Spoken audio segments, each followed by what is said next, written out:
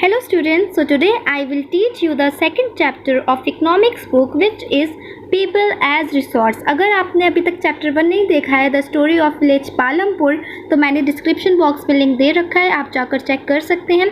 तो आज हम पढ़ने वाले हैं ये चैप्टर अपना पीपल एज रिसोर्स। तो ये चैप्टर है, इसका मतलब क्या हुआ कि लोग रिसोर्स की तरह। रिसोर्स क्या होता है, सबसे पहले हम इसे समझते हैं। रिसोर्स होती हैं वो चीज़ें जो बहुत ज़्यादा वैल्यूएबल और इम्पोर्टेंट हो डे टू डे लाइफ के लिए। सो यहाँ पे जो पीपल हैं, जो इंडिया के जो पॉपुलेशन है, जो लोग हैं इंडिया में, मतलब हमें पता है कि जो इंडिया की पॉपुलेशन में बहुत ज़्यादा है, सेकंड नंबर पे आती है चाइना के बाद। तो वो क्या है, एक पीपल एज रिसोर्स, मतलब जो पॉपुलेशन है इंडिया की वो रिसोर्सेज बहुत इंपॉर्टेंट है इंडिया के लिए और वैल्यूएबल भी है। तो आज हम ये चैप्टर पूरे इसी के बारे में पढ़ेंगे, क्या क्या होता है इंडिया में, पॉपुलेशन कैसी होती है, और इन सब की हम थ्योरीज पढ़ेंगे और एक्सप्लेन करेंगे अबाउट पॉपुलेशन। सो स्टार्ट करते हैं अपना chapter. So first of all we have to read the overview. So क्या दे रखा है इसमें, the chapter people as resource is an effort to explain population as an asset for the economy.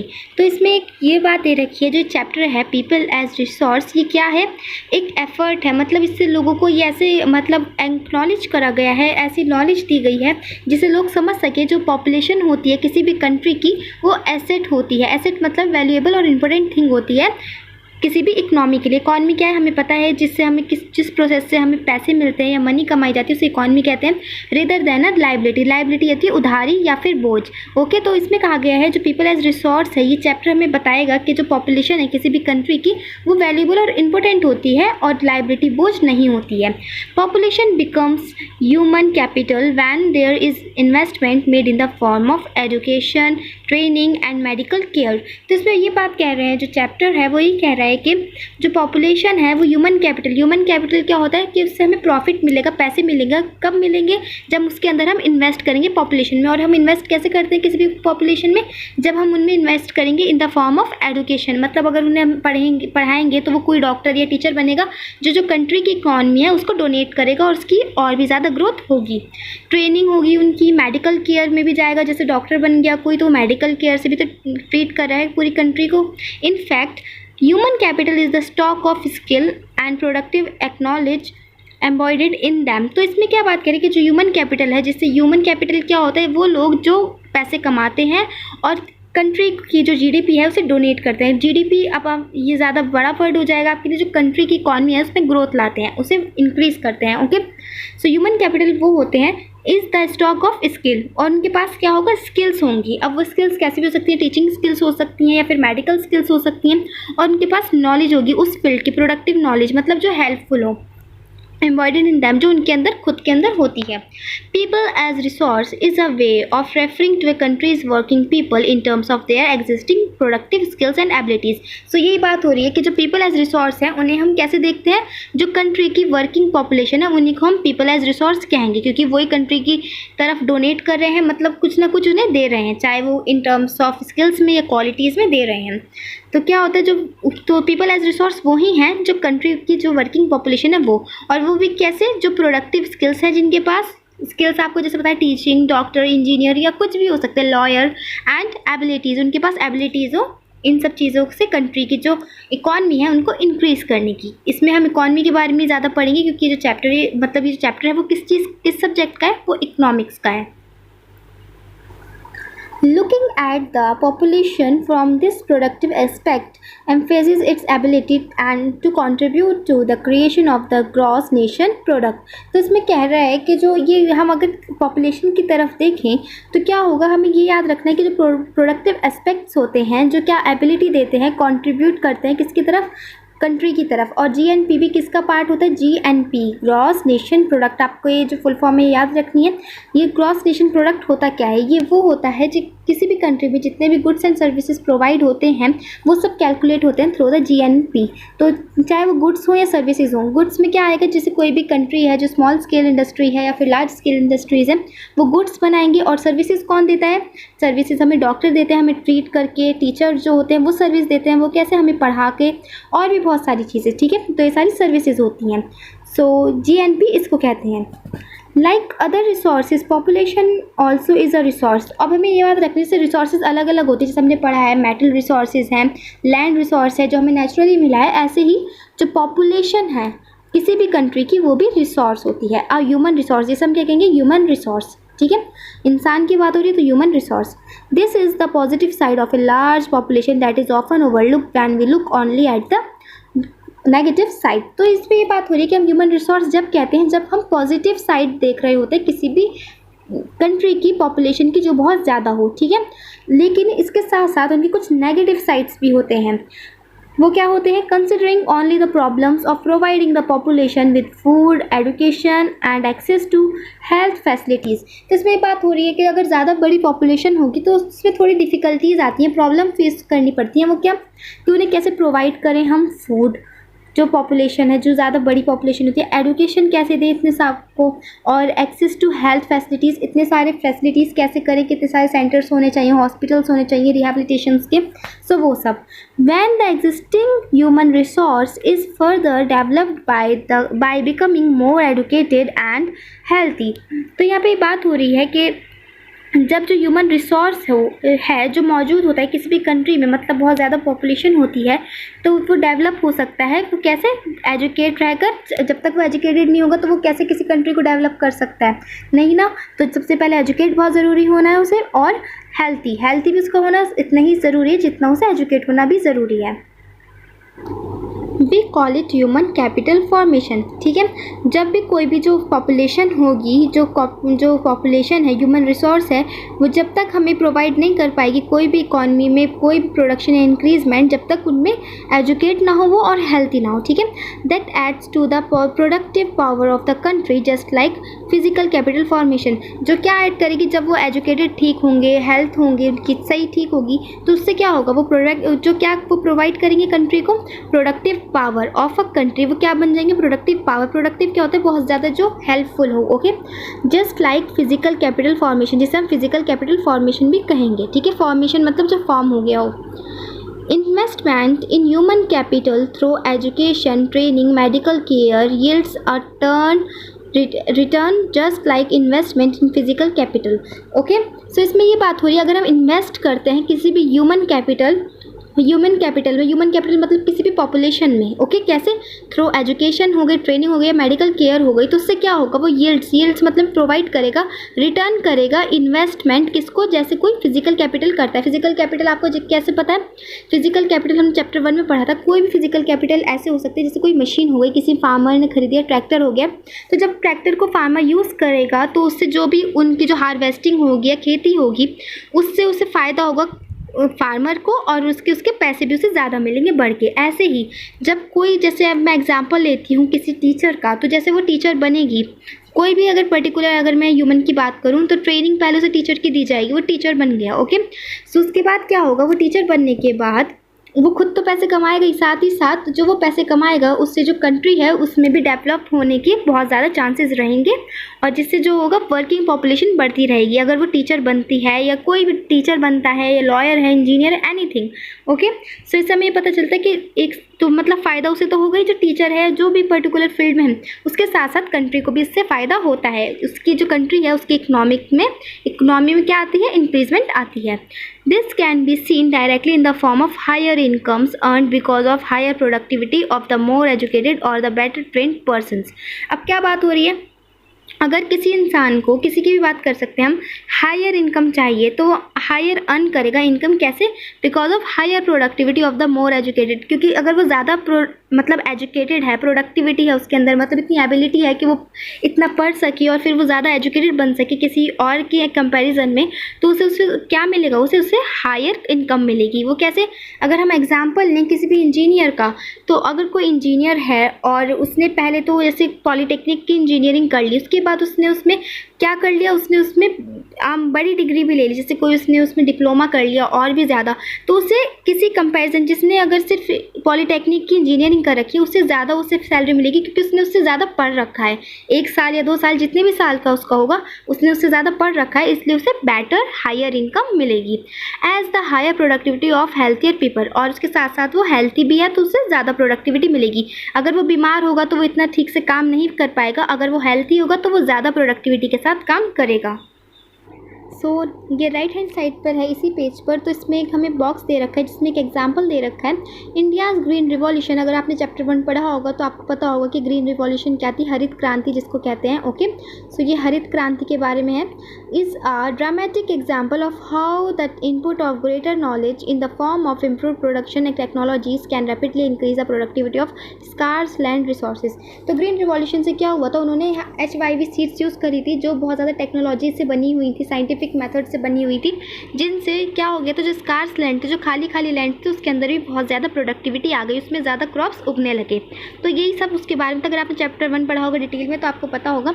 India's IT revolution is a striking instance of how the important human capital has become to acquire a higher position than that of material plant and machinery. और India का जो IT sector है, IT मतलब क्या होता है, institution of technology. जो India के टेक्नोलॉजी का जो इंस्टीट्यूशन है वो भी बहुत ज़्यादा, उसमें भी रिवॉल्यूशन मतलब तो चेंज आ गया है, बहुत ज़्यादा वो स्ट्राइकिंग पर आ गया है, मतलब बहुत ही अच्छा वो हायर टेक्नोलॉजी वाला बन चुका है। उससे बहुत ज़्यादा इंडिया को फ़ायदा हो रहा है। सो उससे भी क्या हो रहा है, इंडिया की जो इकॉनमी है उसमें इंक्रीज़ हो रही है। ठीक है, now this is the next page of this chapter. So इसमें एक फिगर 2.1 दे रखी है हमें। इसमें क्या है, here is a human capital, यहाँ पर लिखा है ये सब ह्यूमन कैपिटल है। अभी आप कंफ्यूज हो रहे होंगे कि ह्यूमन कैपिटल होता क्या है, तो ये सब ह्यूमन कैपिटल हैं। कौन कौन, जैसे कि डॉक्टर हैं, ये टीचर हैं, ये मैन्युफैक्चर में वर्किंग करते हैं वो हैं, और ये कौन है, ये टेलर हैं। सो ये सब चीज़, ये सब क्या है, ह्यूमन कैपिटल है। क्यों ह्यूमन कैपिटल है, बिकॉज जिन लोगों पे हम क्या करते हैं, हम इन्वेस्टमेंट करते हैं। कैसी इन्वेस्टमेंट, बाय स्पेंडिंग एजुकेशन और हेल्थ उनकी हम ठीक रखते हैं। एजुकेशन जैसे डॉक्टर पढ़ा लिखा होता है तो वह डॉक्टर बनेगा, कोई पर्सन अगर और मतलब पढ़ा लिखा है तो वो क्या बनेगा, टीचर बनेगा। अगर किसी के पास एक्सपीरियंस है या हेल्थ अच्छी है वो वर्कर बन जाएगा किसी भी फैक्ट्री में। और अगर किसी के पास स्किल्स हैं, जैसे हमने अभी फर्स्ट पैराग्राफ में पढ़ा था कि स्किल्स और एबिलिटीज़ होना बहुत ज़रूरी है, तो वो क्या बनेगा, अगर उसके पास स्किल्स है वो अपनी स्किल्स का यूज़ करेगा, या तो फैशन डिज़ाइनर या फिर tailor, anything he can want वो बन सकता है। ठीक है, this is page number 17. This is last paragraph of this page. Not only do the more educated and the healthier people gain through higher incomes. तो क्या कह रहे हैं यहाँ पे, सिर्फ जो एजुकेटेड पीपल होते हैं वो और जो हेल्थी पीपल होते हैं वो ही हायर इनकम नहीं पाते हैं। इनकम क्या है, जो सैलरी होती है, पैसे होते हैं, वो ही नहीं कमाते हैं। Society also gains in other indirect ways because the advantages of a more educated and healthier population spread to those also who themselves were not directly educated or given health care. So क्या होता है, सिर्फ जो अमीर, जो मतलब educated और healthier लोग हैं वही सिर्फ हायर इनकम नहीं पाते हैं, जो सोसाइटी है वो भी गेन करती है, वो इनडायरेक्ट वे में गेन करती है, डायरेक्टली नहीं। कैसे, because the advantages of a more educated, जो एडवांटेजेस होंगे किसी भी एजुकेटेड या हेल्थी पॉपुलेशन के, वो स्प्रेड मतलब पूरे जो इंडिया, मतलब किसी भी कंट्री की बात करें, किसी भी कंट्री में पूरी तरह से वो फैल जाएंगे। स्प्रेड मतलब होता है फैल जाना। ठीक है, अब जब जैसे कोई अब टीचर है तो वो दूसरे बच्चों को भी पढ़ा कर टीचर बना सकता है, कुछ भी बना सकता है, जो भी बच्चों का दिल होगा वो। ओके, सो इससे हमें क्या पता चलता है कि सोसाइटी को भी इससे बहुत ज़्यादा हेल्प मिलती है। In fact, human capital is in one way superior to other resources like land and physical capital. तो human capital को क्या कहा गया है, वो human capital जो है वो superior है, मतलब अदर जो रिसोर्सेज हैं उनसे भी ज़्यादा बड़ा है लैंड या फिजिकल कैपिटल की बात करें। वो क्यों, क्योंकि ह्यूमन रिसोर्स जो हैं वो क्या कर सकते हैं, वो यूज़ कर सकते हैं लैंड को और कैपिटल का अपने हिसाब से। जैसे लैंड पे अगर उन्हें फार्मिंग करनी हो फार्मिंग कर लेंगे, या फिर वो क्या कर सकते हैं, उस मैन्युफैक्चरिंग, कोई भी मैन्युफैक्चरिंग फैक्ट्री लगा सकते हैं, कुछ भी। पर जो लैंड है या कैपिटल है वो अपना खुद का इस्तेमाल खुद नहीं कर सकते, because they are non living. तो और जो ह्यूमन कैपिटल है वो तो अपनी एबिलिटीज़ या स्किल्स के थ्रू कुछ भी लैंड या लेबर में कर सकते हैं, इसलिए human capital is superior then physical capital and land. For many decades in India, a large population has been considered a liability rather than an asset. तो ये बात आपको याद रखनी है कि इंडिया में बहुत सालों से, डिकेड्स होता है 10 सालों से भी पहले से, ओके। अ लार्ज पॉपुलेशन, जो ज़्यादा पॉपुलेशन थी इंडिया की, उसे क्या माना जाता था, लाइबिलिटी मतलब बोझ माना जाता था, एसेट नहीं माना जाता। एसेट क्या होता है, जो वैल्यूबल और इंपॉर्टेंट थिंग हो किसी भी कंट्री के लिए। But a large population need not to be a burden for the economy. पर जो वो लार्ज पॉपुलेशन थी इंडिया की, वो नहीं चाहती थी कि वो बर्डन बने अपनी इकॉनमी पे। It can be turn into a productive asset by investment in human capital. और वो कैसे वो कैसे किसी भी प्रोडक्टिव एसेट बन सकती है किसी भी कंट्री के लिए, जब हम उनमें इन्वेस्ट करेंगे ह्यूमन कैपिटल में। कैसे? For example by spending resources on education and health for all. पहले हम स्पेंड करेंगे किसी भी, जैसे हम एग्जाम्पल लिखे से समझते हैं। कोई एक स्टूडेंट है, ओके, कोई भी एक स्टूडेंट है पर्टिकुलर, और वो अभी वर्क नहीं करता, कुछ भी वर्किंग नहीं है वो, और वो एक लाइबिलिटी है किसी भी कंट्री के लिए। जैसे अगर हम बात करें इंडिया के लिए, वो लाइबिलिटी है, बोझ है, क्योंकि वो कोई काम नहीं करता है, तो उससे कोई इकॉनमी को फ़ायदा नहीं होगा इंडिया की। जब हम उस पर इन्वेस्ट करेंगे, एजुकेशन फॉर एग्जांपल, हम एजुकेशन का उस पर इन्वेस्टमेंट कर रहे हैं, उसे पढ़ा लिखा रहे हैं अच्छे से, उसके बाद जब वो एजुकेटेड बन जाएगा, या तो वो पढ़ा लिखा है तो वो कुछ भी बन सकता है। जैसे अगर उसे टीचर बनना है तो वो टीचर बनेगा, इंजीनियर बनना है, एनीथिंग ही कैन वांट, वो बन सकता है। अगर वो टीचर बन गया तो क्या होगा? टीचर बन के वो दूसरों को और बच्चों को पढ़ाएगा, तो उससे क्या होगा? एक कंट्री की इकॉनमी को तो फ़ायदा होगा ही, उसके साथ साथ कंट्री की जो एजुकेशन की जो रेट है वो भी ज़्यादा बढ़ेंगे, लिटरेसी रेट भी जो है कंट्री की वो इंक्रीज़ होते रहेंगे। तो इससे हमें ये पता चल रहा है कि जब भी किसी भी हम इन्वेस्टमेंट करते हैं किसी भी कंट्री की पॉपुलेशन पर, जिसे हम ह्यूमन कैपिटल कहते हुए आ रहे हैं स्टार्टिंग से, तो उससे क्या होगा? उससे कंट्री की जो इकॉनमी है उसको बहुत ज़्यादा फ़ायदा होगा। और कैसे फ़ायदा हो सकता है? Training of industrial and agricultural worker in the use of modern technology. अब ज़रूरी थोड़ी ना है कि हम सिर्फ एजुकेशन या हेल्थ से ही किसी पे इन्वेस्टमेंट करके उसे अच्छा सा बना सकते हैं, उसे एसेट बना सकते हैं। नो, हम ट्रेनिंग दे सकते हैं उन्हें इंडस्ट्रियल की, जिससे वो कुछ भी कोई भी इंडस्ट्री खोल सकते हैं, या एग्रीकल्चर की ऐसी ट्रेनिंग दे दो जिससे जो वर्कर्स हैं उन्हें आ जाए मॉडर्न टेक्नोलॉजी, जैसे हमने HYV सीड्स का पढ़ा था ग्रीन रिवॉल्यूशन में। ऐसे useful scientific researches and so on, और वो साइंटिस्ट भी बन सकते हैं जिससे वो रिसर्च करें और इंडिया की जो कैपिटल है उससे और ज़्यादा इंक्रीज़ करें। The two following cases illustrate how people can try to become a more productive resources. तो अब यहाँ पे दो एग्जांपल्स दे रखे हैं, दो केसेस दे रखे हैं जिसे हमें पढ़ना है, और उससे हमें पता चलेगा कि जो लोग हैं किसी भी कंट्री के, या हम इंडिया की बात करें तो वहाँ के, तो क्या कर वो कैसे बहुत ज़्यादा मोर प्रोडक्टिव रिसोर्स बन रहे हैं इंडिया के लिए। बहुत ज़्यादा उन्हें इम्पोर्टेंट, इंडिया को बहुत ज़्यादा क्या दे रहे हैं? बेनिफिट्स दे रहे हैं इकॉनमी में इंडिया को, और उसकी जो ग्रोथ है इंडिया की वो उससे बढ़ रही है। Let's read the first case, the story of Sakal. अब साकाल कौन है? There were two friends, Vilas and Sakal, living in the same village Semapur. तो दो दोस्त थे, एक का नाम विलास था और एक का नाम साकाल था। इसमें हम साकाल की स्टोरी पढ़ने वाले हैं, जो कहाँ रहते थे? वो सेम विलेज में रहते थे। कौन सा विलेज का नाम क्या है? Semapur. Sakal was a 12-year-old boy. वो कितने साल का है? 12 साल का है। His mother Sheela looked after domestic chores, और जो उसकी मदर है वो डोमेस्टिक कोर्स जो गायें हैं भैंस हैं उन्हें चराती है, और उनका जो दूध है उन सबको निकालती है। वो सारे कोर्स होते हैं जो काम करती है वो। His father Buta Chaudhary worked in an agricultural field, और जो उसके फादर है वो एक किसी भी खेती और एग्रीकल्चर में खेतों में काम करते हैं। Sakal help his mother in domestic chores, और जो साकाल है वो अपनी मदर की हेल्प करता है डोमेस्टिक वर्क में। He also looked after his younger brother Jeetu and sister Seetu, और लुक आफ्टर का मतलब तो ध्यान रखता है अपने, उसके साथ साथ यंगर जो उससे छोटे बहन भाई हैं उसके, एक जीतू है और एक उसकी सिस्टर है Situ. His uncle Shyam had pass the matriculation examination, और जो उसके अंकल हैं उन्होंने पास करा है मैट्रिकुलेशन एग्जामिनेशन। मैट्रिकुलेशन मतलब होता है मैट्रिक, जो 10th क्लास है उनके एग्जाम उसके अंकल ने पास करे हैं। But was sitting idle in the house as he had no job, पर जो उसके अंकल हैं फिर वो आराम से घर में बैठे हैं, उनके पास कोई जॉब नहीं है करने की, जबकि उन्होंने 10th पास कर रखी है। Buta and Sheila were eager to teach Sakal, जो उसके पेरेंट्स हैं साकाल के, बुटा और शीला, वो ईगर हैं उसे पढ़ाने के लिए उत्सुक हैं साकाल को। They forced him to join the village school which he soon joined, उन्होंने फोर्स करा साकाल को उसके पेरेंट्स ने कि वो क्या करे, विलेज का जो स्कूल है उसे ज्वाइन कर ले, तो उसने जल्दी से ज्वाइन कर लिया। He started studying and completed his higher secondary examination, तो उसने अब स्टार्ट करा पढ़ना और उसके बाद उसने कम्प्लीट कर लिया अपनी 12th class. Okay, higher secondary education जो एग्जामिनेशन होती है वो 12th का होता है।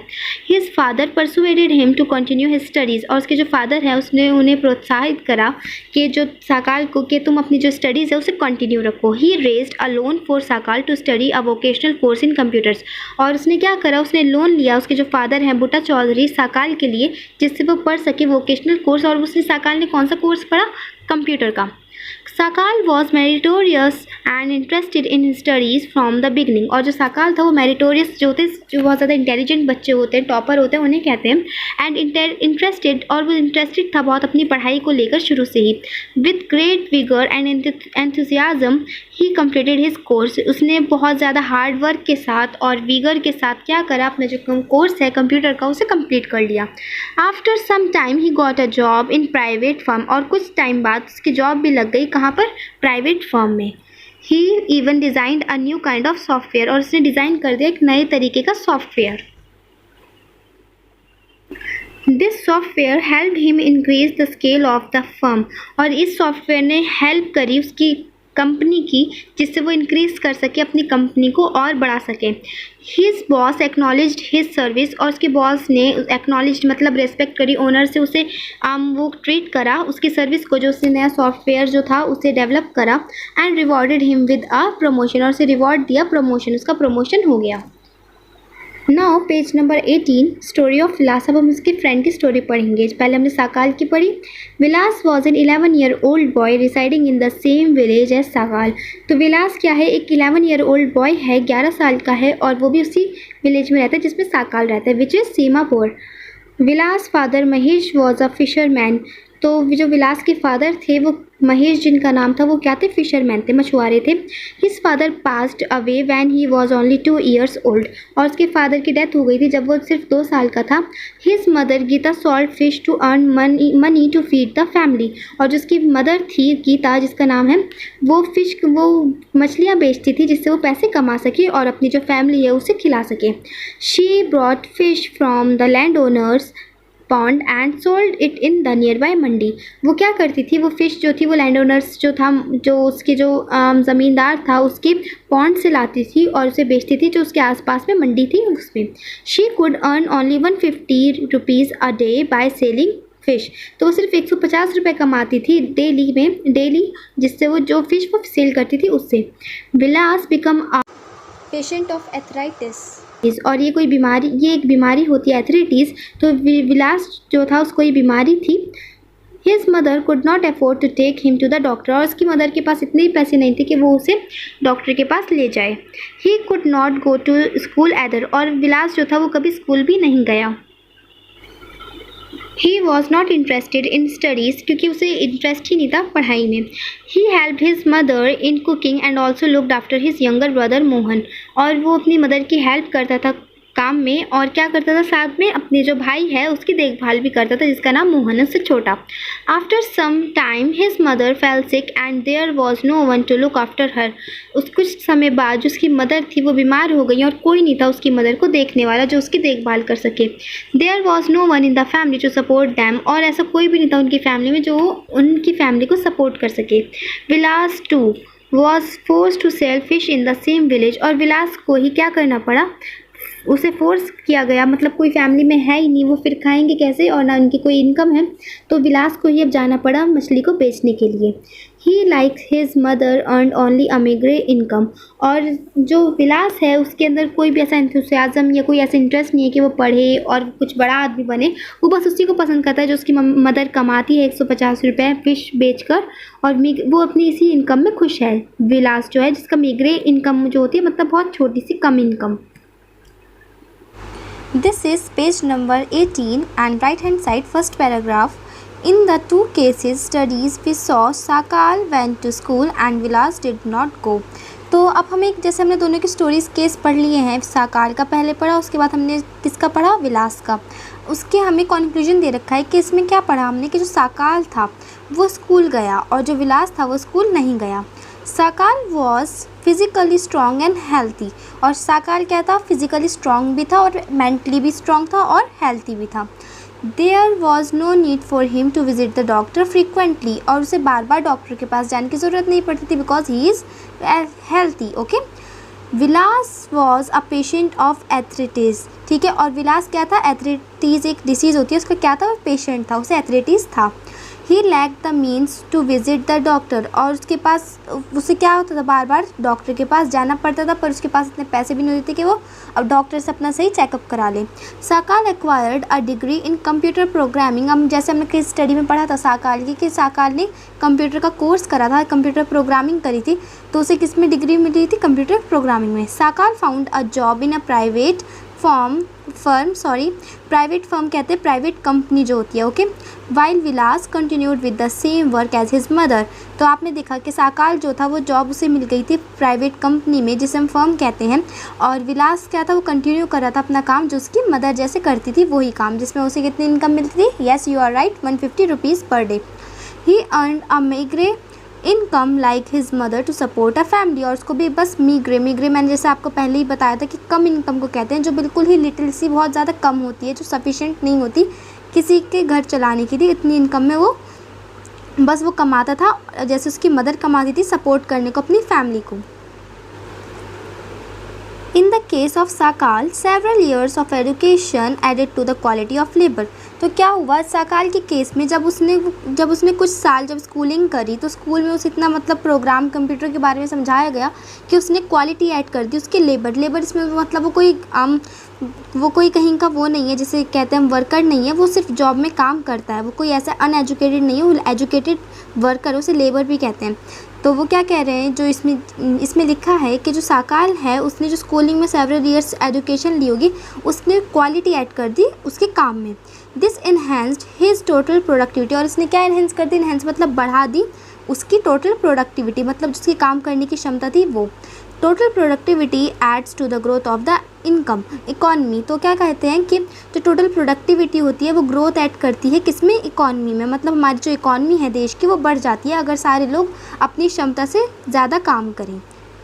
This in turn pays an individual through salary और in some other form of his choice. तो क्या होता है इन टर्म में, जब हम पढ़ लेते हैं और उसके बाद हमें क्या मिलती है, जो भी हम काम करते हैं चाहे वो प्राइवेट सेक्टर हो तो हमें क्या मिलेगी, या पब्लिक सेक्टर हो, हमें सैलरी मिलेगी, किसी भी फॉर्म में मिल सकती है, चाहे वो सैलरी में हमें प्रमोशन दे दें या फिर चेक दें, कैश दें, कैसे भी हमें क्या मिलती है, सैलरी, पैसे मिलते हैं, और उसी को हम क्या कहते हैं, income. In case of Vilas, there could not be any education or health care in the early part of his life. अगर हम विलास के केस की बात करें तो उसकी जो स्टार्टिंग की लाइफ थी उसमें कोई भी उसे एजुकेशन नहीं दी उसके पेरेंट्स ने, और ना ही उसकी कोई हेल्थ केयर की। उसकी जो early part of his life, जो शुरुआत में जब वो पैदा हुआ उसे कोई भी मतलब एजुकेशन नहीं दी, ना उसे हेल्थ फैसिलिटी दी, इसलिए वो अनएजुकेटेड था, साथ ही साथ उसे एक एथराइटिस बीमारी भी थी। He spends his life selling fish like his mother, उसने अपनी लाइफ कैसे जो गुजारी, जैसे उसकी मदर, जैसे फ़िश जो थी, मछली जो थी, उसे बेचकर। Henceforth he draws the same salary of unskilled labourer as his mother, और मतलब हैंड्स फोर्थ मतलब तो जबकि उसने लास्ट में अपना क्या करा, जैसे उसे सेम सैलरी मिली जैसे एक अनस्किल्ड लेबर को मिलती है। अनस्किल्ड कहते हैं जिसके पास कोई स्किल होता ही नहीं है, जैसे उसकी मम्मी ने उसे सिखाया मछली बेचना, वैसे ही उसे सीख लिया और उसे बेचने लगा। इन्वेस्टमेंट इन ह्यूमन रिसोर्स विया मतलब होता है example, education and medical care can give high rates of return in future. तो क्या कह रहा है कि इन्वेस्टमेंट अगर हम किसी ह्यूमन रिसोर्स में करते हैं, ह्यूमन मतलब आप ह्यूमन बीइंग को समझ सकते हैं, और कैसे एग्जांपल दे रखा है, क्या अगर हम बच्चों को पढ़ाते हैं या उनकी मेडिकल केयर फैसिलिटीज़ उन्हें अच्छी देते हैं मेडिकल में, तो उससे क्या होता है, वो बड़े होकर बहुत ज़्यादा पढ़े लिखे होते हैं, उन्हें कहीं ना कहीं जॉब ज़रूर मिल जाएगी, चाहे वो टीचर बने, जैसे इसमें उस जो साकाल था वो कंप्यूटर प्रोग्रामिंग कर रहा था, उससे क्या होगा, उन्हें give high rates of return in future, उन्हें जो सैलरी होगी, जो रिटर्न मिलेगा, उन्होंने पहले तो अपने ऊपर इन्वेस्ट करा, उन्होंने पढ़ाई करी, उन्होंने पढ़ाई में पैसे लगाए। जैसे एग्जांपल हम साकाल का ले रहे हैं तो उसके पेरेंट्स ने लोन लिया था अपने बच्चे को पढ़ाने के लिए, तो उसके बाद साकाल जब कमाने लगेगा तो वो उतनी ज़्यादा सैलरी कमाएगा कि वो जो लोन था वो आराम से चुकता हो जाएगा और उससे फिर वो ज़्यादा कमाने लगेगा। This investment on people is the same as investment in land and capital. जैसे हम ये जो इन्वेस्टमेंट है जो हम लोगों पे करते हैं, ये बिल्कुल ऐसी सेम ही जैसे इन्वेस्टमेंट हम लैंड और कैपिटल पे करते हैं। जैसे लैंड पे हमने कोई मैन्युफैक्चरिंग की मशीन लगा ली या फिर कोई स्मॉल स्केल इंडस्ट्री लगा ली, उससे क्या होगा, हमारी इनकम जनरेट होगी। अगर हम कैपिटल की बात करें, हम कोई ऐसी मशीन लिया है जो 1 घंटे का काम आधे घंटे में कर दो, उससे जल्दी और ज़्यादा काम होगा, ज़्यादा प्रोडक्ट्स बनेंगे और उससे जो हमारी इनकम होगी वो भी इन्हेंस और बढ़ जाएगी। ठीक है।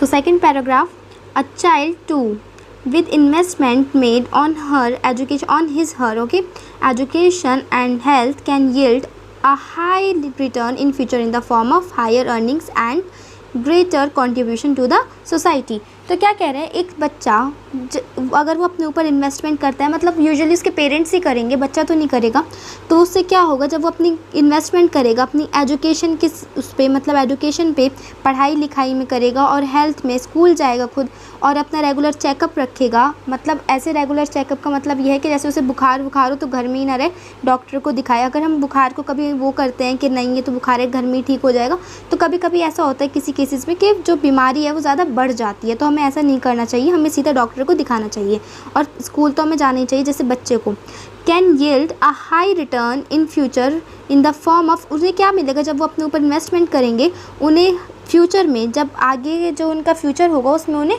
ज़्यादा मिलेगा रिटर्न में। कैसे? In the form of higher earnings, उनकी जो अर्निंग्स होगी, जब वो अच्छे से पढ़े लिखेंगे तो उनकी जॉब तो ज़रूरी है, लगेगी कहीं ना कहीं, तो उन्हें उससे क्या मिलेगी, हायर अर्निंग्स मिलेगी, उनकी जो इनकम होगी, सैलरी होगी, वो बहुत ज़्यादा हाई होगी। And greater contribution to the society, और जब उनकी इनकम हाई होगी तो उससे क्या होगा, इकॉनमी इंडिया की बढ़ेगी, और किसी भी कंट्री की हो सकती है, इसमें मैं इंडिया की बात कर रही हूँ, तो इंडिया की इकॉनमी बढ़ेगी और उसके साथ साथ क्या होगा, ग्रेटर कंट्रीब्यूशन, उसके साथ साथ ही सोसाइटी की भी जो वो है, क्या कहते हैं, कंट्रीब्यूट होगा सोसाइटी की तरफ भी। Okay, educated parents are found to invest more heavily on the education of their child. और अब इससे हमें ये पता चलता है कि हम सब जानते हैं जिनके जो पेरेंट्स होते हैं वो ज़्यादा पढ़े लिखे होते हैं, वो क्या करते हैं, वो हमें ये पता है कि वो इन्वेस्ट ज़्यादा करते हैं अपने बच्चों की एजुकेशन पर। ठीक है, ये बात सबको पता है, जो इनके पेरेंट्स ज़्यादा पढ़े लिखे होते हैं वही अपने ज़्यादातर बच्चों को ज़्यादा पढ़ाते हैं, लिखाते हैं, उन्हें पता होता है कि इंपॉर्टेंस क्या होती है एजुकेशन की लाइफ में। This is because they have realise the importance of education for themselves. Because उन्हें पता होता है, वो पढ़े लिखे होते हैं तो उन्हें पता होता है कि जो एजुकेशन होती है उसकी क्या कीमत होती है और क्या इंपॉर्टेंस होती है। They are also conscious of proper nutrition and hygiene, और साथ साथ ही वो अपने बच्चों के प्रॉपर न्यूट्रिशियस, मतलब उनको जो खाना है, खान पान है उनका, वो अच्छे से होना चाहिए, उसके बारे में बहुत ज़्यादा कॉन्शियस होते हैं, और साथ ही साथ हाइजीन, साफ़ सफाई को लेकर भी। They accordingly look after their children's need for education at school and good health, और साथ ही साथ अकॉर्डिंगली ही वो अपने चिल्ड्रन की नीड देखते हैं कि उसे, मतलब पढ़ाई लिखाई उसके लिए ज़रूरी है, उसकी गुड हेल्थ भी ज़रूरी है। तो जो एजुकेटेड जो पेरेंट्स होते हैं उनको ज़्यादा इस बारे में मालूम होता है। Virtuous cycle is thus created in this case. तो क्या होगा, वर्चुअस साइकिल का मतलब है कि ऐसे ही चलता रहेगा। जब उनके जो पेरेंट्स हैं वो अगर एजुकेटेड हैं, वो अपने बच्चों को पढ़ाएंगे, जब इनके बच्चे पेरेंट्स बनेंगे वो भी पढ़े लिखे होंगे तो वो अपने बच्चों को पढ़ाएंगे, तो इससे एक वर्चुअस साइकिल क्रिएट हो जाएगी कि मतलब फिर आगे की उनकी जितनी भी जनरेशन है वो कैसी होगी, एजुकेटेड होगी, पढ़ी लिखी होगी। इन कंट्रास्ट मतलब है कि अगर हम कंपेरिजन करें, अ विशियस साइकिल में be created by disadvantage parents. अब विशियस क्या होता है, जो एक ऐसा घेरा होता है जो गरीबी का घेरा होता है। ओके, पॉवर्टी विशियस जिसे हम कहते हैं, जिसे गरीबी कहते हैं। ओके, तो ऐसी साइकिल कौन क्रिएट करेगा, डिसएडवांटेज पेरेंट्स। डिसएडवांटेज किसे कहा जाता है, जो बहुत ज़्यादा गरीब होते हैं और अनएजुकेटेड पेरेंट्स होते हैं, उन्हें डिसएडवांटेज पेरेंट्स भी कहते हैं। वो कैसा विशियस साइकिल करेंगे कि मतलब अगर वो पढ़े लिखे नहीं है, वो अपने बच्चों को भी नहीं पढ़ाएंगे, जिस काम में वो लगे रहते हैं उसी में अपने बच्चों को आगे डाल देते हैं, जैसे कि चाहे वो फिश सेलिंग हो गया, फार्मिंग हो गया, कल्टीवेशन हो गया, कुछ भी। ओके, अब जैसे आप आगे पढ़ेंगे, वो themselves uneducated and lacking in hygiene. जो खुद कैसे होते हैं, अनएजुकेटेड होते हैं, पढ़े लिखे नहीं होते हैं, और उनकी जो हाइजीन, जो साफ़ सफाई होती है उसकी भी उन्हें ज़्यादा, मतलब वो कॉन्शियस नहीं होते हैं साफ़ सफाई को लेकर। Keep their children in a similar disadvantage state, और अपने बच्चों को भी वो यही मतलब ज़्यादा ऐसे ही रखते हैं जैसे वो खुद होते हैं डिसएडवांटेज स्टेट में।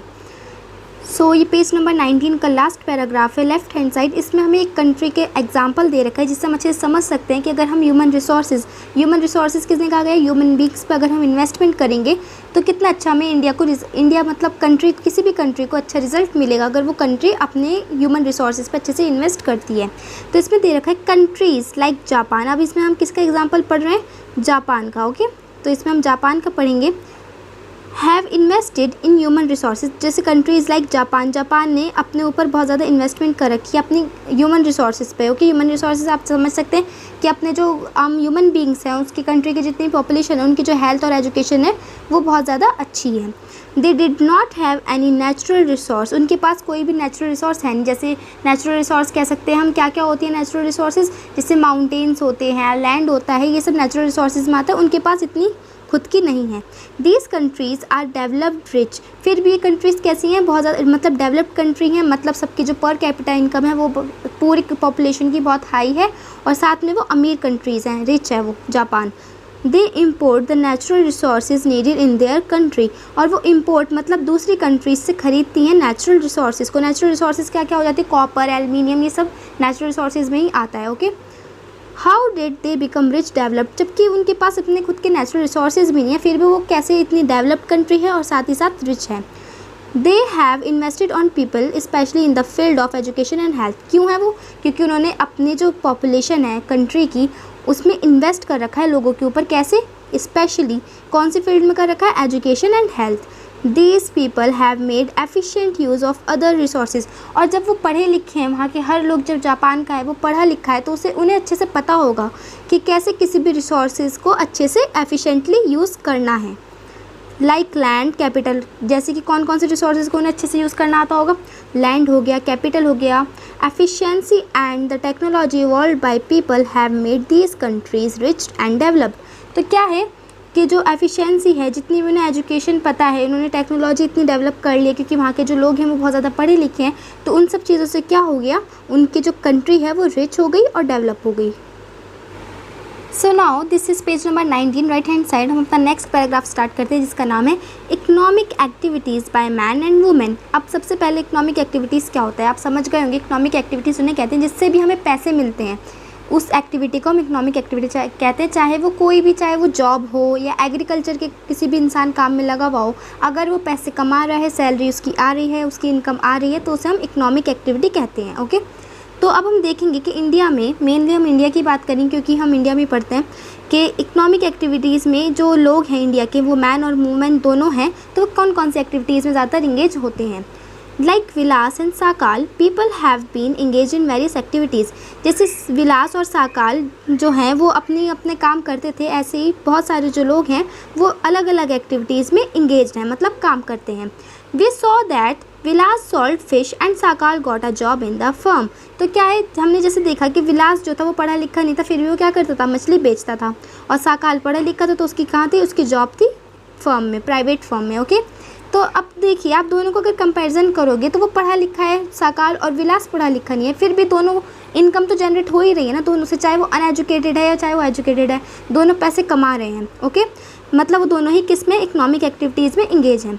The various activities have been classified into 3 main sectors. अब आपको ये बहुत ज़्यादा इंपॉर्टेंट है, ये क्वेश्चन आता है एग्ज़ाम में, हर साल आता है कि हमें 3 मेन एक्टिविटीज़ बतानी हैं जो क्या होती हैं, क्लासीफाई हुई हुई हैं। ओके, तो अब हमें याद रखना है कि जो इकोनॉमिक एक्टिविटीज़ हैं वो 3 मेन सेक्टर्स में क्लासीफाई हुई हुई हैं। वो कौन कौन सी हैं, primary sector first, secondary sector second and tertiary sector third. Okay, ये 3 एक्टिविटीज़ आपको याद रखनी है कि इकोनॉमिक एक्टिविटीज़ डिवाइड हुआ हुआ है, क्लासीफाई हुआ हुआ है 3 मेन सेक्टर्स में। वो कौन कौन से, primary, secondary and tertiary. Okay, अब हम प्राइमरी के बारे में पढ़ेंगे। कभी कभी बड़े इलेबोरेट करने के लिए भी आ जाता है 5 मार्क्स में या 4 मार्क्स में, कि हमें प्राइमरी सेक्टर को और मतलब तीनों ही सेक्टर्स को इलेबोरेट करके लिखना है, उन्हें समझाना है अच्छे से।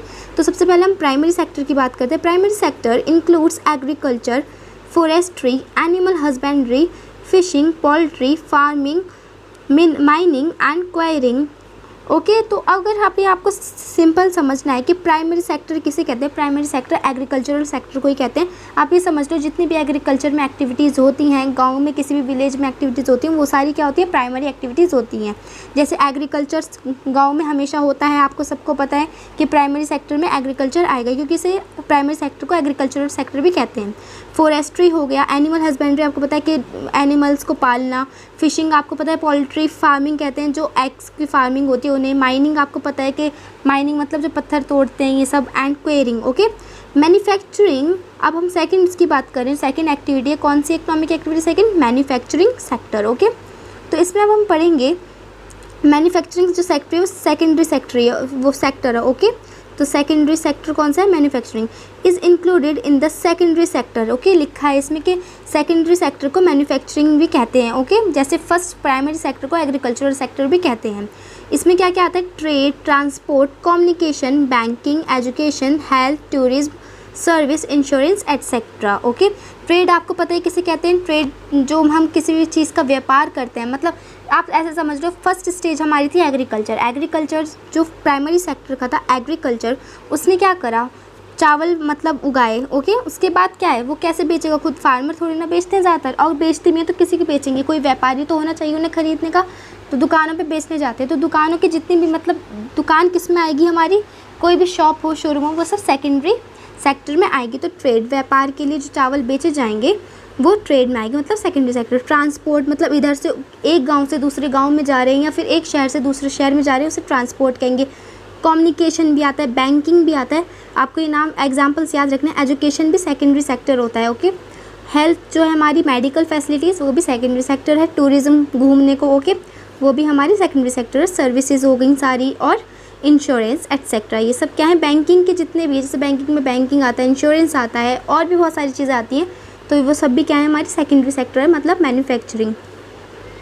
Now are included in tertiary sectors. Tertiary sector का आप मेन याद रखो, सिर्फ ट्रांसपोर्ट, सर्विस और बैंकिंग, इंश्योरेंस, ये 4-5 एग्जाम्पल्स आप याद रखो। ये सब थर्ड सेक्टर में आते हैं। थर्ड सेक्टर हमारा कौन सा है, टर्शरी सेक्टर। टर्शरी सेक्टर को हम क्या कहते हैं, सर्विस सेक्टर भी कहते हैं, ओके। आप इनके ऑल्टरनेटिव नेम भी याद रखो। The activities in this sectors result in the production of goods and services. ये सारी जो एक्टिविटीज़ हैं ये सब क्या रिजल्ट लाती हैं, ये सब लाती हैं production of goods and services. मतलब जितने भी प्रोडक्शन होता है गुड्स और सर्विसेज का, उनको बेचने का हुआ, उन्हें कंज्यूम करने का हुआ, या फिर उन्हें बनाने का हुआ, ये सब ये तीनों सेक्टर्स ही करते हैं। कौन कौन से, primary sector, tertiary, primary sector, secondary sector and tertiary sector, okay. These activities add value to the national income. और ये सारी ही एक्टिविटीज़ एक नॉर्म किसी भी पर्टिकुलर कंट्री में ये 3 ही एक्टिविटीज़ से जो नेशनल इनकम है वो जनरेट होती है। ऐसे ही इंडिया में कि ये सारी जो एक्टिविटीज़ होती हैं यही वैल्यू ऐड करती हैं नेशनल इनकम में, इसी से हमारी इनकम पता चलती है पूरी कंट्री की। These activities are called economic activities. और इन्हीं एक्टिविटीज़ को हम क्या कहते हैं, इकोनॉमिक एक्टिविटीज़, ठीक है, जिससे भी हमें इनकम मिलती है। Economic activities have 2 parts. अब इकोनॉमिक एक्टिविटीज़ को 2 पार्ट में डिवाइड करा गया है। फर्स्ट पार्ट है हमारा मार्केट एक्टिविटीज़ एंड सेकंड है हमारा नॉन मार्केट एक्टिविटीज़, ओके। तो आप याद रखेंगे कभी 1 मार्क के क्वेश्चन में कि इकोनॉमिक एक्टिविटीज़ के 2 पार्ट्स हैं, वो कौन कौन से, उन्हें नेम करना है। तो फर्स्ट है मार्केट एक्टिविटीज़ एंड सेकंड है हमारा non market activities. Market activities involve remuneration to anyone who perform, example activity perform for pay और प्रॉफिट, ओके। तो मार्केट एक्टिविटीज़ के बारे में अगर हम पढ़ें तो क्या होती है मार्केट एक्टिविटीज़, वो होती हैं जिसमें हमें पे करना पड़ता है रिम्यूनरेशन। रिम्यूनरेशन क्या होता है, आप सोचोगे तो इसका मतलब होता है कि हम जो भी कोई इंसान जिसे हमने रख रखा है उसको जो हमने पैसे देने हैं उसी को हम रिम्यूनरेशन कहते हैं। वो किसी भी फॉर्म में हो सकता है। अगर हम किसी लेबर को रख रहे हैं अपनी फील्ड में तो हमें उसे क्या देना पड़ेगा, वेजेस देने पड़ेंगे, दिन मतलब पर डे के हिसाब से, ओके, उसे सैलरी नहीं देंगे।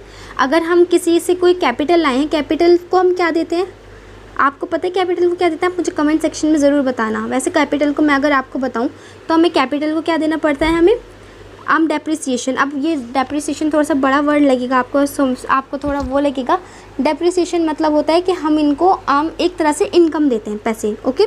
टू एनीवन वो performs, example activity perform by, इसमें एक एग्जाम्पल दे रखा है, आप इससे समझ लीजिए कि अगर हम किसी से क्या ले रहे हैं, अगर हम बात करें किसी की ह्यूमन फॉर्मेशन की, जैसे हमने पहले ही पढ़ रखा है कि ह्यूमन फॉर्मेशन क्या होता है, उसे हमें प्रॉफिट देना पड़ता है, ओके।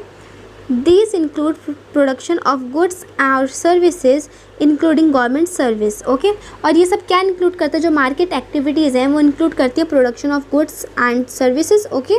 तो इससे हमें क्या मिलती है, जो मार्केट एक्टिविटीज़ होती है, जैसे हम बात करें एग्रीकल्चर में बहुत ज़्यादा मार्केट एक्टिविटीज़ होती हैं। जैसे एग्रीकल्चर होता है तो उससे एग्रीकल्चर चाहे वो किसी भी फील्ड का के हो रहा हो, चाहे वो राइस हो, वीट हो, मेज़ हो, या किसी भी वेजिटेबल का भी हो रहा है, तो उससे हमें क्या मिलेगा, गुड्स मिलते हैं हमें। ऐसे ही सर्विसेज भी हमें मार्केट सेक्टर देता है। चाहे हम कोई जैसे कोई अनएम्प्लॉयड है, मतलब किसी के पास काम नहीं है, तो अब वो हमारे पास आएगा, जो भी किसी का लैंड होगा उसके पास आएगा काम करने के लिए, तो उससे हमें क्या मिलेगी, सर्विसेज मिलेंगी इंक्लूडिंग। और इसमें क्या इंक्लूड होता है, गवर्नमेंट सर्विस। आपको याद रखना है कि उसके अंदर गवर्नमेंट सर्विस भी क्या होती है, इंक्लूड होती है।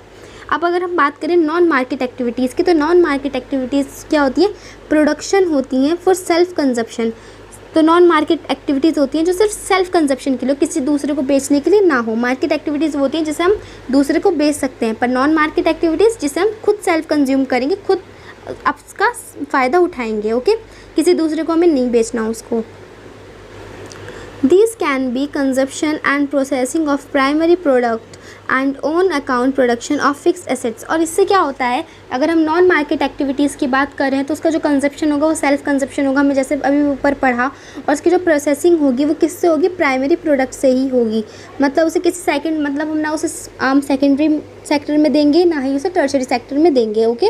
And own account production of fixed assets, और वो एक तरह से क्या होगा, जो नॉन मार्केट एक्टिविटीज़ होती हैं वो सारी फिक्स्ड एसेट्स होती हैं, ऐसी एसेट्स जो बहुत ज़्यादा वैल्यूएबल और इम्पोर्टेंट होती हैं। Due to historical and cultural reasons there is a division of labour between man and women in the family. तो अब हिस्टोरिकल, अगर हम इतिहास की बात करें और कल्चर्स की बात करें किसी भी ओन रिलीजन की, तो क्या होता है, उन सब के रीजन्स के कारण, जितने भी इतिहास के कारण हैं या फिर हम कल्चर के कह सकते हैं, उसकी वजह से डिवीज़न हुआ हुआ है काम का, मतलब लेबर का, किसके बीच में, मैन और वुमेन। ओके। एक महिला और एक पुरुष के बीच में डिवीज़न हुआ हुआ है काम का इन द फैमिली। जैसे आपको यूजुअली आपके भी घर में ये होगा, आपके जो मदर होगी वो हाउस मेकर होंगी और जो आपके फादर हैं वो बाहर काम करते होंगे, ज़्यादातर केसेस में यही होता है। Women generally look after domestic course, जो महिलाएं होती हैं वो क्या देखभाल करती हैं, सिर्फ पालतू, डोमेस्टिक कहते हैं पालतू कामों की। ओके। जो जैसे घर के जो नॉर्मल काम होते हैं उनकी। And man work in the fields, और जैसे हम गांव की बात करें तो मैन क्या करते हैं, जो पुरुष होते हैं वो काम करते हैं फील्ड्स में। Okay. Sakal's mother Sheila cooks food, clean utensils, washes clothes, clean the house and look after her children. अब अगर हम साकाल की मदर की बात करें, साकाल आपको याद होगा कि जो पढ़ा लिखा है, उसकी जॉब भी लग गई थी, कंप्यूटर कोर्स उसने कर रखा था। तो उसकी जो मदर थी वो क्या करती थी, उसकी मदर का नाम शीला था, वो क्या करती थी, खाना भी बनाती थी, बर्तन भी धोती थी, कपड़े भी धोती थी और साथ में घर को भी साफ़ रखती थी और अपने बच्चों की देखभाल भी करती थी। साकाल्स फादर बुटा कल्टिवेट्स द फील्ड, और जो उसके फादर थे बुटा, वो क्या करते थे, वो कल्टिवेट मतलब फार्मिंग करते थे अपनी फील्ड पे। Sells the produce in the market and earn money for the family, वो जो भी मतलब वो खेती बाड़ी करते थे, उससे जो भी वो कमाते थे उसे बेच देते थे, कहाँ पर, किसी भी मार्केट में, और उससे पैसे कमा लेते थे अपनी फैमिली के लिए। शीला साकाल की मदर हैं, आपको पता है, is not paid for the services delivered for upbringing of the family. अब शीला जो घर में काम करती हैं, उनको जो जितने भी काम करती हैं, चाहे वो अपने घर में बर्तन धो रही हैं, कपड़े धो रही हैं या फिर अपने बच्चों का ध्यान रख रही हैं, उन सब की जो सर्विसेज हैं उनके उन्हें कभी भी पैसे नहीं मिलते हैं। Okay. Buta earns money which he spends on rearing his family, Buta earn करता है मनी क्योंकि वो बाहर जाकर, अपने घर में नहीं, बाहर जाकर फील्ड में काम करता है, कल्टीवेशन करता है, उससे जो भी मिलता है वो बेच देता है मार्केट में, और मार्केट से उसे क्या मिलते हैं, पैसे, जिससे वो क्या करते हैं, जो वो किस पे स्पेंड कर देता है, अपनी फैमिली की नीड्स पर। Women are not paid for their service delivered in the family. कभी आपने सोचा है कि आपकी मदर इतना काम करती है घर में, फिर भी उनको क्या होता है, उन्हें कभी भी उन चीज़ों की, उस सर्विस के पैसे नहीं मिलते हैं जितने भी वो घर में काम करती हैं। ओके। तो इसमें यही बात लिखी है कि जो वुमेन है वो कभी भी उन्हें पैसे नहीं मिलते हैं उनके सर्विस के, जो अपने घर में करती हैं अपनी फैमिली के लिए। The household work done by women is not recognise in the national income. आपको ये बात याद रखनी है कि नेशनल इनकम जब हम इंडिया की कैलकुलेट करते हैं तो उसमें कभी भी जो वुमेन का जो वर्क होता है अपने खुद के घर के लिए, वो कभी भी काउंट नहीं होता है। गीता मदर ऑफ विलास, अब हम विलास की मदर की बात करेंगे। Earned an income by selling fish, वो कैसे पैसे कमाती थी, आपको याद होगा कि वो मछली बेचकर पैसे कमाती थी। Thus women are paid for their work when they enter the labour market. तो बस इससे हमें ये पता चलता है कि जो वुमेन है उन्हें जब भी पैसे मिलते हैं जब वो एंटर होती है किसी भी लेबर मार्केट में, मतलब बाहर अपने घर से हटकर जब वो बाहर काम करती हैं, जब भी उनको पैसे मिलते हैं वो पेड होती हैं। Their earning like that of their male counterpart is determined on the basis of education skill, और उनकी जो अर्निंग भी है वो मेल के मुकाबले थोड़ी बहुत कम होती है मेल के मुकाबले। ओके। हमेशा ऐसे ही होता है। और उन्हें क्या होती है, उनकी जो मनी होती है वो ज़्यादा, उनके जो पैसे होते हैं, जितनी भी उनकी इनकम होती है वो डिटरमाइंड होती है किसके बेसिस पर, एजुकेशन और स्किल, मतलब वो सही से काम कर रही हैं, वो इतनी पढ़ी लिखी हैं। अगर हम पढ़ी लिखी की बात जब करेंगे, जब किसी हम प्राइवेट की बात करेंगे या फिर पब्लिक के किसी फर्म की बात करेंगे। Okay. Education helps individual to make better use of the economic opportunities available before him। तो अगर कोई इंसान पढ़ा लिखा होता है तो उसे बेटर अपॉर्चुनिटीज़ मिलती हैं, उसे बेटर चॉइसेस मिलती हैं समझने के लिए कि इकोनॉमिक्स असल में होता क्या है और वो कैसे ज़्यादातर इनकम अपनी जनरेट कर सकता है, ज़्यादातर कैसे कंट्रीब्यूट कर सकता है सोसाइटी को, कंट्री को। Okay. Education and skill are the major determinants of the earning of any individual in the market. सिर्फ एजुकेशन और स्किल ही मेजर डिटर्मिनेंट्स होती हैं, मतलब मेजर फैक्टर्स होती हैं जिससे जो अर्निंग होती है किसी भी व्यक्ति की, इंडिविजुअल की, अकेले इंसान की, वो मार्केट में मतलब ज़्यादा हो सकती है. A majority of women have migrate education and low skill formation. और मेजॉरिटी मतलब ज़्यादातर क्या है, जो महिलाएं हैं उनकी जो एजुकेशन होती है वो बहुत ज़्यादा कम होती है, मतलब ज़्यादा मैट्रिक पास होती है, मतलब 10th पास या फिर उससे भी कम होती है. और इससे क्या होता है, और उनकी जो स्किल्स होती हैं वो भी बहुत ज़्यादा कम होती हैं, उनमें ज़्यादा स्किलफुल भी नहीं होती हैं जो वुमेन होती हैं. ज़्यादातर यही पाया जाता है क्योंकि women are paid low compare to man. और उसकी वजह से क्या होता है, जो वुमेन होती हैं उन्हें कम मिलता है कंपेरिजन में मैन के. Most women work where job security is not there. और ज़्यादातर महिलाएं वहाँ पे काम करती हैं जहाँ पे जॉब सिक्योरिटी होती ही नहीं है. जॉब सिक्योरिटी कहते हैं कि मतलब अभी जॉब उन्हें मिली हुई है तो ऐसा नहीं कि उन्हें हमेशा मिली रहेगी. कभी भी जो ओनर होगा वहाँ का वो उस वुमेन को हटा सकता है और किसी भी मैन को या किसी और को जो ज़्यादा उससे स्किलफुल हो, ज़्यादा एजुकेटेड हो, उसे रख सकता है. Various activities relating to legal protection is migrate. और जितने भी मतलब काम हैं जहाँ पे लीगल प्रोटेक्शन है, मतलब वहाँ पे उनकी जॉब सिक्योरिटी है, वो बहुत ज़्यादा कम जगहें हैं ऐसी जहाँ पे उन्हें ऐसा काम करने को मिलता है. Employment in this sector is characterised by irregular and low income.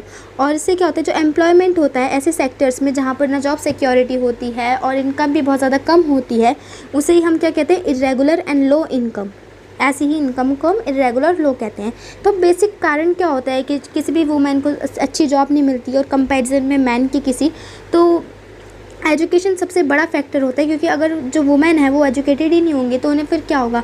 ये जो बुक है इसका थोड़ा पुराना एडिशन है, बट आज की जो अगर हम बात करें तो जो वुमेन के जो रेट हैं पढ़ने के, लिटरेसी जो रेट है फीमेल के, वो इंडिया में बहुत ज़्यादा इंक्रीज़ होए जा रहे हैं day by day.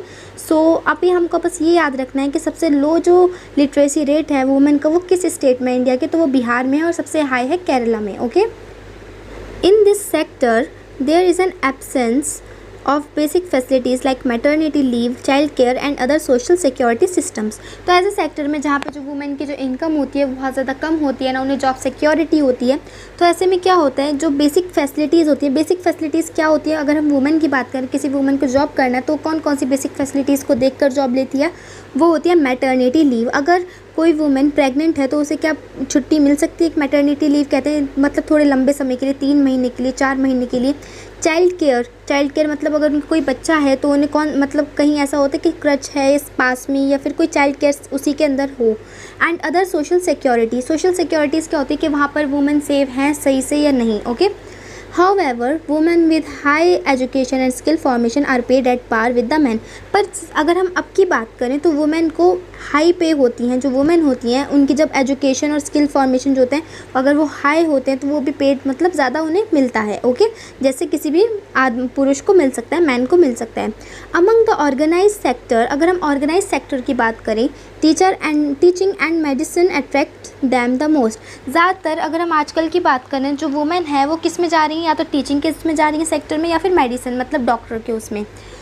Some women have entered administrative and other services including job. और कुछ वुमेन एंटर भी हो चुकी हैं अब किस में, एडमिनिस्ट्रेटिव में, मतलब जो एडमिनिस्ट्रेशन, इंडियन एडमिनिस्ट्रेशन सर्विस होती है, IAS जिसे हम कहते हैं, उसमें, और अदर सर्विसेज जो गवर्नमेंट की होती हैं. Okay, that need high level of scientific and technological competence, जिसमें बहुत ज़्यादा, आपको पता है जैसे अगर हम गवर्नमेंट जॉब्स की बात करें तो उसमें बहुत ज़्यादा ही कंपटीशन होता है. ओके, साइंटिफिक और टेक्नोलॉजिकल कॉम्पिटेंस बहुत होता है उसके अंदर. फिर भी जो वुमेन होती है वो सिक्योर कर लेती हैं सीट्स उसमें. तो इससे हमें ये पता चलता है कि जो आप, अगर हम अब की बात करें, नाउ अ डे जो वुमेन है वो बहुत ज़्यादा ही एजुकेटेड होती जा रही है डे बाय डे. उनके जो लिटरेसी रेट है वो भी हाई होता जा रहा है.